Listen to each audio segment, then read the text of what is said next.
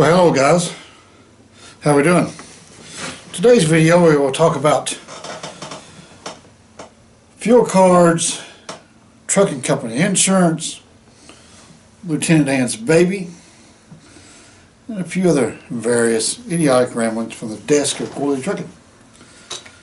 I just got an email here from Pennsylvania about the Spotted Lantern Fly Winter Edition, so I wanted to update my Spotted Lantern Fly permits. Just more money to pay Pennsylvania for permits than we know about the Spotted Lantern Fly. I made a mistake yesterday on the fog line link. My apologies. New link is in the description, and I fixed the link in yesterday's description as well. Basically, if you just go to fogline.com, you can search and explore his products, and the discount code would be LIFE10. That is LIFE10.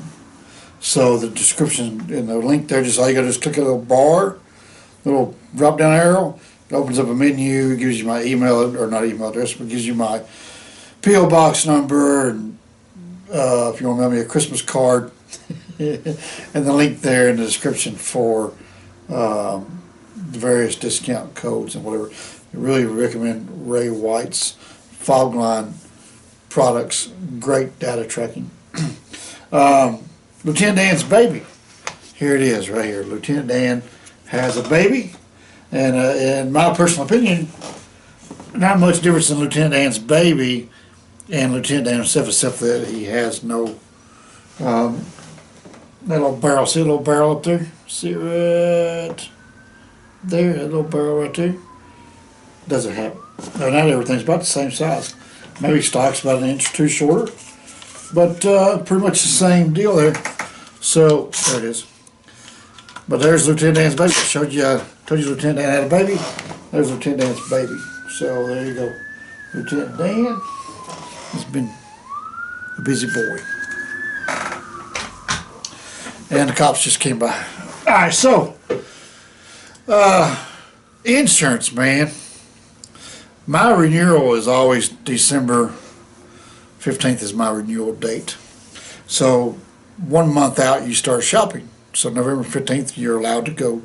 You're not allowed, but it's about, a 30-day window is about all you get. People just won't look at you before that because quotes are usually only good for 30 days. I have the hardest time every year securing insurance. It's unbelievable. It does go down every year. This is the first year I've gotten to stay with the company I was at the previous year. So 2020 I was with Century. Now 2021 I'll be with Century. So it's an easier transition. But what's surprising, like I tried to work for D&G Insurance out of Georgia for 5 years now. I give them the opportunity to give me a quote, and every year they come back with some excuse. This year was the same excuse I heard from multiple companies. And I only shop 3 brokers because at the end of the day there's only certain insurance companies, and I'll make sure that they're shopping, not the same markets. A lot of them will try to shop Progressive for whatever reason, but Century does not shop Progressive. So I reached out to a couple other brokers to shop the Progressive market and other markets. Progressive's hit or miss. Say like for one truck, okay, let's just give you an example. You could call today and they say, oh yeah, it'll be $11,000. You call back at 1 p.m. and oh, that'd be $36,000. It's just hit or miss with Progressive, right? When I got the insurance on that dually in the summer, it was with Progressive through a local agent, and it was $8,300 on the year.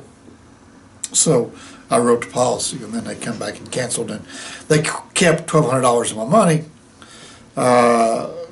just for that 1 month deal. We never used insurance, but they don't know that, So yeah, I lost $1,200 on that deal. It's just a racket. Insurance is a bloody racket. That's all there are to it. But what I don't understand is like.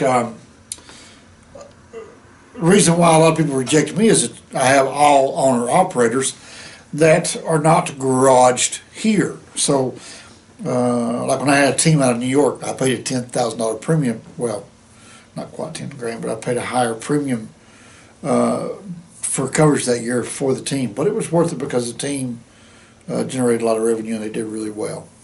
So, and I even called him and asked him before I renewed in the 2020 season. I called him in December 2019, said, hey, what are your guys' plans? And they said, oh, we're happy we're staying. I said, okay, so I paid the premium and kept them on board. So yeah, but what, a lot of people won't ride it because of all owner-operators are not garaged here. So what we will do to the next three I have coming, the next three I promised to come in, a couple of them are Indiana, one's Texas. I tried to go to a 500-mile radius before, but now we're going to shorten that down to just probably the state of Tennessee. Anybody after that, maybe, looking at that. So, or I could put on a couple lease purchase trucks, goalie trucking with this. I don't know what to figure that out, because if we got some trucks, goalie trucking trucks, it might make insurance renewal easier. So we'll have to look at that for the later 2020-2021 season. Right now we do have it renewed and we're good to go. But what I don't understand, here's where we're going with this, right? I watched the Asian Maya show. I stumbled across his videos the other day. I watched 3 or 4.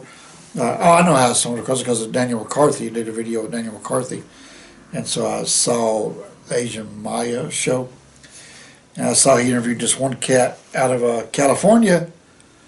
1 year authority, met up with a guy at a restaurant. The guy heard he had his own authority, whatever. The other guy was having trouble. His DOT number was struggling. Bad safety rating. So he joined up with that other guy, and that guy went from his single authority to 35 or 45 trucks. I don't understand it because my first year or two, I got rejected by some companies on my second year because grow too fast. I don't understand what matters as long as you pay the premium.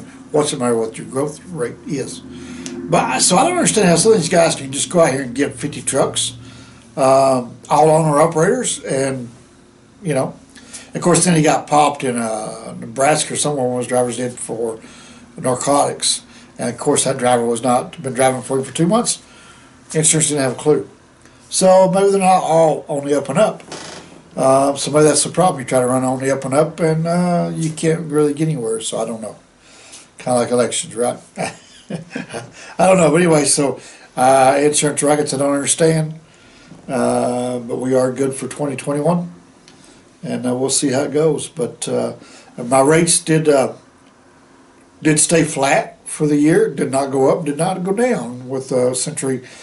I did find one insurance company that did drop $6,000. But then they come back at the last second because I wanted to drop the towing. And they come back and say, oh, well, we're not going to ride it. We changed our mind because you're all owner-operators not garaged in the zip. So they dropped it. So they went that quote, which was a good quote. So we remained flat for the year. My opinion, it should drop dramatically. Our safety ratings through the roof. It was great. We have 0 problems, and knock on some wood. But anyway, so there's the idiotic ramblings for that. Sorry about the link for Fogline. It is now corrected. You guys go check out Fogline, Ray White. Yep, Lieutenant Dan had a baby. Welcome everybody. Send Lieutenant Dan congratulations. Gift in the mail if you want to. And he'll be happy to receive any and all maternity presents you want to provide. So there you go. So we are good to go. Maybe tomorrow we'll talk about the greatest fuel card in the world and what it costs you to obtain that fuel card. Right now, today, we're working on spotted lantern fly permits. Got a meeting with a guy about safety devices or safety training. I'm going to work at my portfolio, try to make sure my drivers are buttoned up in the case of something happens. Always got to protect yourself. But anyway, so there's that. You guys stay safe. We'll catch you on tomorrow's Idiotic Ramblings from the Desk. Have a good day. And I probably should add about what I said about Peterbilt Steve yesterday. Great guy. I just made a comment that it's a true statement that he did not pay me the referral money for sending him customers. I know he sent him a few. right?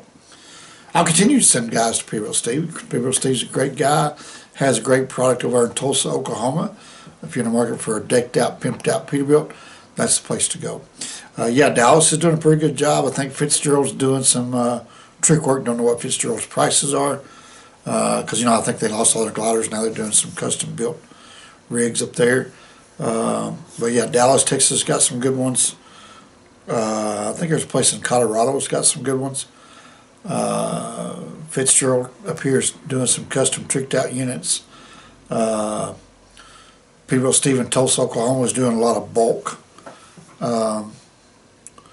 pimped out rides. That shop owner does a good job. Well, but anyway, so yeah, so I didn't mean to throw Peterbilt Steve under the bus. It was just a true statement about him and a lot of others that don't follow through with the and I don't blame them, I guess. Hey, I mean, that's the Peterbilt deal that's a lot of money. But when you know good and well a guy went and said, hey, this guy sent me, and they do have that policy, I'm not sure whose pocket that comes out of, but it comes out of Steve's pockets. Don't want to do that, right? I think Steve's a great guy. I think the world of him. If I ever go buy another Peterbilt, it will be from Peterbilt Steve, more than likely.